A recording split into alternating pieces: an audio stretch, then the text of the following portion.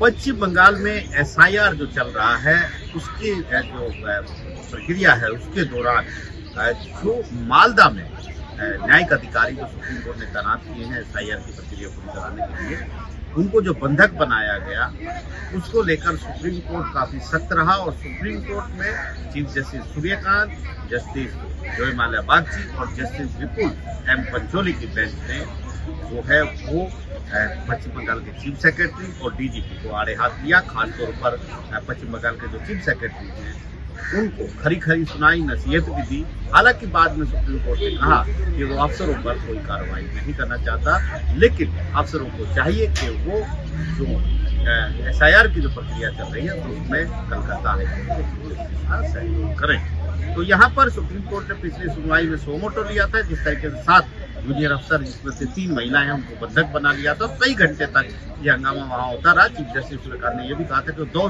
बजे तक मॉनिटर कर रहे थे सिचुएशन को और उनका ये कहना था कि जो चीफ जस्टिस हैं हाई कोर्ट के कलकत्ता के, उन्होंने रात को 11 बजे व्हाट्सएप मैसेज भेजे थे और ये बताया था कि किस तरीके से वहां पर हमला हो गया। पुलिस और प्रशासन वहां सहयोग नहीं कर रहा है और देर रात तक इस तरह की कार्रवाई होती रही, इस तरह का हंगामा भी होता रहा।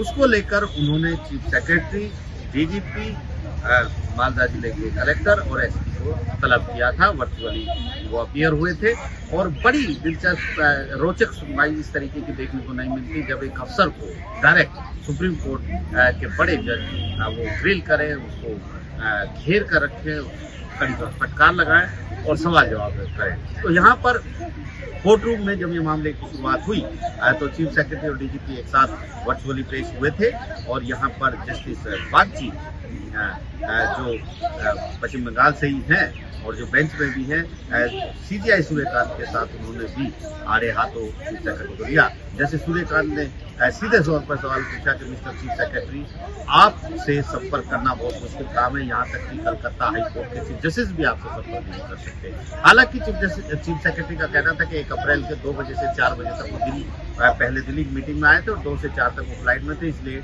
उनका फोन कनेक्ट नहीं हो रहा था। लेकिन जस्टिस बागची ने सवाल जवाब किया, उन्होंने कहा कि ये फोन कॉल आपको शाम को आए होंगे, लेकिन आपके फोन अक्सर स्विच ऑफ रहते हैं, वो बंद रहते हैं। कलकत्ता हाईकोर्ट के चीफ जस्टिस तक आपसे संपर्क नहीं कर पाते। इस पर उन्होंने ये भी कहा कि उनका एक और नंबर है जो सिक्योर भी है, उसकी कनेक्टिविटी अच्छी है। तो जस्टिस बागची ने इस पर चुटकी दी, कड़ी नाराजगी जताई और कहा कि आपकी सिक्योरिटी कुछ ज़्यादा ही हाई है, थोड़ा नीचे आ जाइए। कम से कम जो हाई कोर्ट के चीफ जस्टिस जैसे मामूली लोग हैं वो भी आपसे संपर्क कर पाए कि इस तरीके से बनिए। चीफ जस्टिस सूर्यकांत ने भी कहा कि आपको जो कलकत्ता हाई कोर्ट है उसके चीफ जस्टिस से माफी मांगनी चाहिए और कुछ सिचुएशन उसको रिडीम करना चाहिए जो आपने पहले जिस तरीके से हरकतें की हैं। जस्टिस बागची ने भी ये कहा कि सब लोगों को मिलकर एसआईआर में कलकत्ता हाई कोर्ट का जो है वो सहयोग करना चाहिए। जो चीफ जस्टिस वहाँ के एसआईआर की प्रक्रिया का देख रेख की निगरानी कर रहे हैं। इसके अलावा एक और इस मामले में जो है एनआईए की जांच इलेक्शन कमीशन ने सौंपी है, क्योंकि सुप्रीम कोर्ट ने कहा था कि इस मामले की सीबीआई एनआईए से जांच कराई जाए और इलेक्शन कमीशन ने एनआईए को चुना था। एनआईए की तरफ से पहली स्टेटस रिपोर्ट जो प्रारंभिक है वो सुप्रीम कोर्ट में जमा हुई, तो फिर सुप्रीम कोर्ट ने मॉनिटरिंग की बात कही थी कि उनके पास रिपोर्ट जमा हो। एनआईए की तरफ से यहाँ पर एसपी राजीव गोयल जी हैं, उन्होंने बताया कि इस मामले में लोकल पुलिस यानी पश्चिम बंगाल पुलिस ने 12 एफआईआर दर्ज की, जिसमें से 3 जो है वो न्यायिक अधिकारियों को बंधक बनाने की है और 9 दूसरी एफआईआर है, जिसमें 24 लोगों की गिरफ्तारी हुई है। उन्होंने ये भी कहा है कि सुप्रीम कोर्ट ये आदेश जारी करे कि तुरंत ये सारे केस एनआईए को ट्रांसफर हो जाए तो एनआईए इस मामले की जांच करे। तो सुप्रीम कोर्ट ने अपने असाधारण जो शक्ति है जो अनुच्छेद 142 से मिलती है उसके तहत आदेश दे दिया है कि तुरंत ये 12 केस लोकल पुलिस से एनआईए को ट्रांसफर होंगे और जो दस्तावेज सामग्री संबंधी है वो सब एनआईए को तुरंत दी जाए। इसके अलावा जो आरोपी कस्टडी में है पुलिस की वो भी एनआईए को दे दिए जाएंगे। सुप्रीम कोर्ट ने आदेश जारी कर दिए हैं।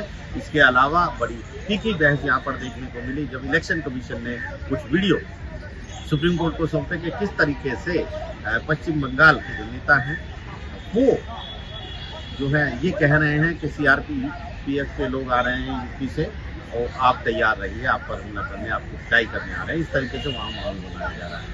यही बात तुषार मेहता जो पेश हुए थे उन्होंने भी इसी तरीके से बात की। हालांकि जो कल्याण बनर्जी थे उन्होंने भी अपनी बात रखी कि इस तरह की दोनों तरफ से चल रही है, लेकिन सुप्रीम कोर्ट ने अंतिम नीति और कहा कि जब स्टेट मशीनरी जो है, राज्य की मशीनरी फेल हो जाती है तो फिर क्या परिणाम होते हैं सब जानते हैं, हम उसमें देखेंगे।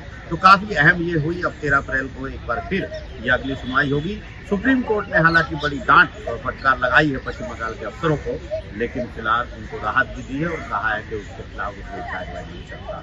तो अफसरों को कहा है कि वो इस पूरी जांच और जो आगे SIR चल रही है उसमें से। नई दिल्ली से आशीष भार्गव है।